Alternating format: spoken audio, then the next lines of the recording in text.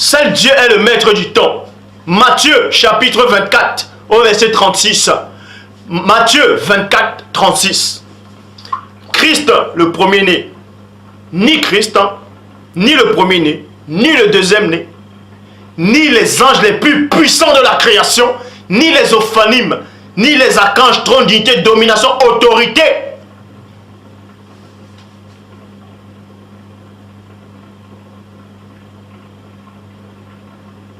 Ne pourront à aucun moment être l'égal du Père.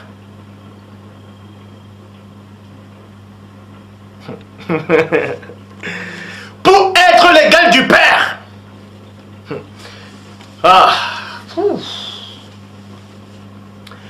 Quand vous lisez dans Ésaïe 14, 14, il est dit: je serai semblable au Très-Haut, je serai semblable au Divin, je serai semblable au Tout-Puissant.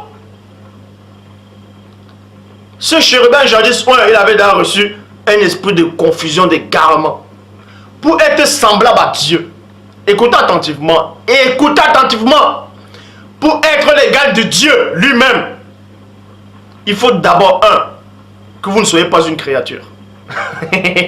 Parce que quand vous êtes une créature, la création vous contient.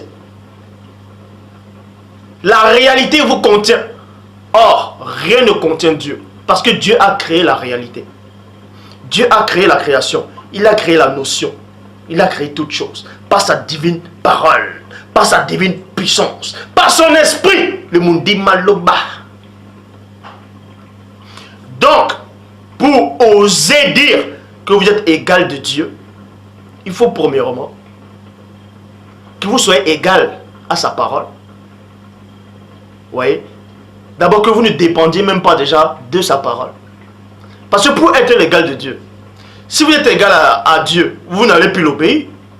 Vous n'avez plus besoin de l'obéir si vous êtes égal à lui.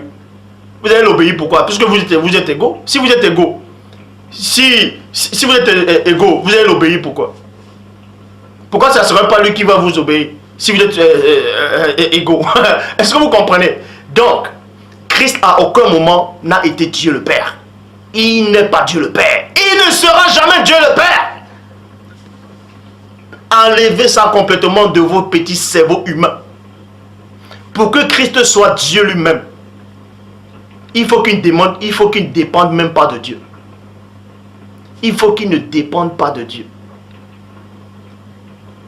Il ne faut même pas qu'il soit dans le Père. Il ne faut même pas à un seul instant qu'il ait été dans le Père. Il ne faut même pas qu'il appelle Dieu mon Père. Parce qu'en appelant Dieu mon Père, il reconnaît que Dieu est plus grand que lui. Puisqu'il le dit dans Jean, le Père est plus grand que moi. Quelqu'un ne peut pas être plus grand que vous et en même temps vous êtes encore son égal. C'est pas possible.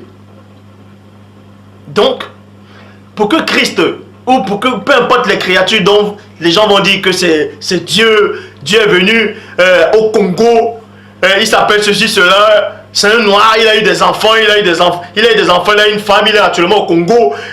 Le Saint-Esprit est venu, il a pris l'apparence humaine. Vous êtes en train de délirer.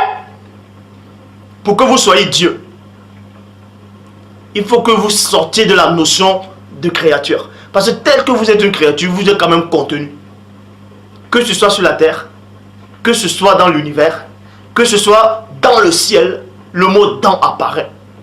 Dans apparaît. Christ dit, je suis dans le Père. Et le Père est en moi, et non le Père est dans moi. La version qui dit le Père est dans moi, c'est faux.